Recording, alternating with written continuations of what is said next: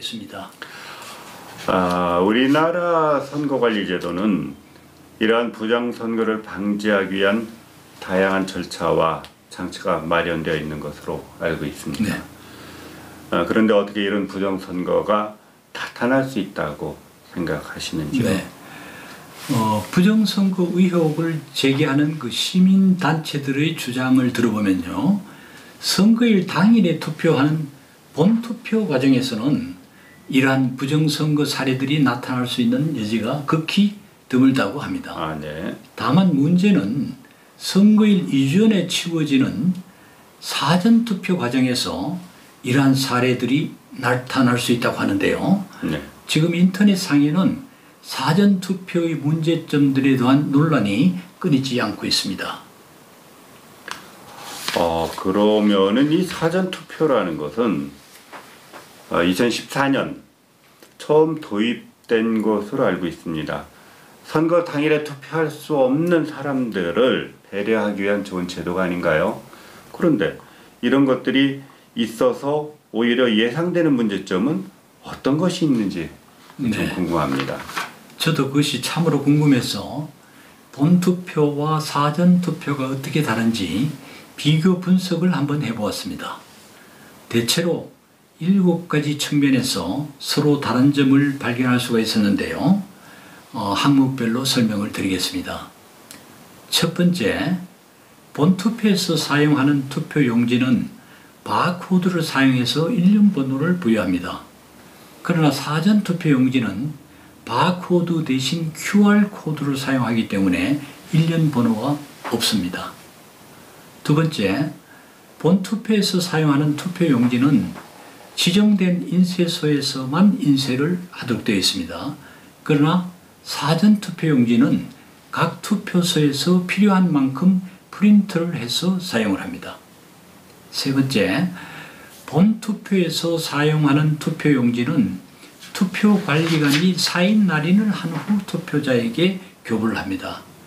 그러나 사전투표용지는 미리 사인 날인을 한 후 프린트를 하여 교부합니다. 네 번째, 본투표는 투표관리관이 투표용지를 교부할 때 본인 여부를 확인한 후 투표자로 하여금 선거인 명부에 서명을 하도록 합니다. 그러나 사전투표는 이러한 절차 없이 투표용지를 교부하고 있습니다. 다섯 번째, 본투표는 투표용지를 교부할 때 용지 상단에 일련 번호가 찍힌 부분을 절취해서 별도로 보관합니다. 그러나 사전투표에서는 그러한 절차가 없습니다. 여섯째, 본투표는 투표가 끝나면 바로 개표에 들어가기 때문에 투표함을 별도로 보관할 필요가 없습니다. 그러나 사전투표는 사전투표 기간 동안 투표함을 각 지역 선관위 사무실에서 보관합니다. 마지막으로 본투표는 투표가 종료되면 투표함을 종이로 봉인한 후 개표소로 이송합니다. 그러나 사전투표는 투표함을 보관할 때 종이로 봉인을 하지 않고 특수 봉인지인 비닐로 봉인을 한다고 합니다. 그렇군요.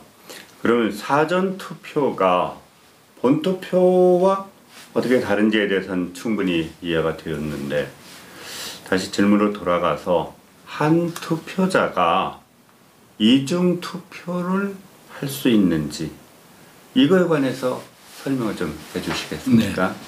네. 시민단체들이 주장하고 있는 바에 따르면요, 사전투표용지는 QR코드를 사용하기 때문에 일련 번호도 없고 투표용지를 교부할 때 투표자가 선거인 명부에 서명 날인하는 절차도 없습니다.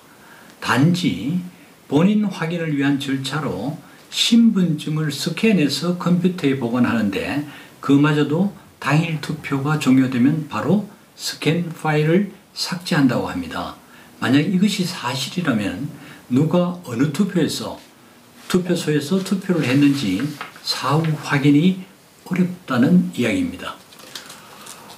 시민단체에서는 투표함에 투입된 투표지를 바꿔치기 할 수도 있다고 하는데 그게 가능할까요? 네. 역시 그 시민단체들의 주장을 얘기해 보겠습니다. 사전투표 기간 중 그 당일 투표가 끝난 투표함은 각 지역 선거관리위원회에서 보관한다고 합니다. 그런데 사전투표함을 봉인할 때 종이로 봉인하지 않고 특수 봉인지인, 즉 비닐을 사용한다고 하는데요. 종이 봉인지는 뗐다가 다시 붙이면 흔적이 남지 않겠습니까? 네. 그러나 비닐은 봉인지를 뗐다가 다시 붙이더라도 흔적이 잘 남지 않습니다. 누군가 마음만 먹으면 투표함을 개봉하여 투표지를 투입하거나 바꿔치기 할 수도 있다는 주장입니다. 그러면 투표함을 투표지를 무단으로 투입할 수도 있을까요?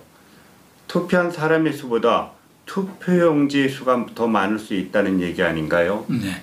시민단체들의 주장에 따르면 사전투표는 사전에 인쇄소에서 인쇄된 투표용지를 교부하는 것이 아니고 투표소에서 프린트를 하여 교부를 하기 때문에 사전투표용지는 또한 그 바코드 대신 QR코드가 찍힌 투표용지를 사용한다고 하지 않았습니까? 네. 따라서 투표용지 수를 갖다가 통제하기가 상당히 어렵다.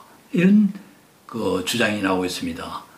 따라서 누군가 투표함에 투표용지를 무단으로 투입하더라도 이를 검증할 방법이 없다고 얘기를 하고 있습니다.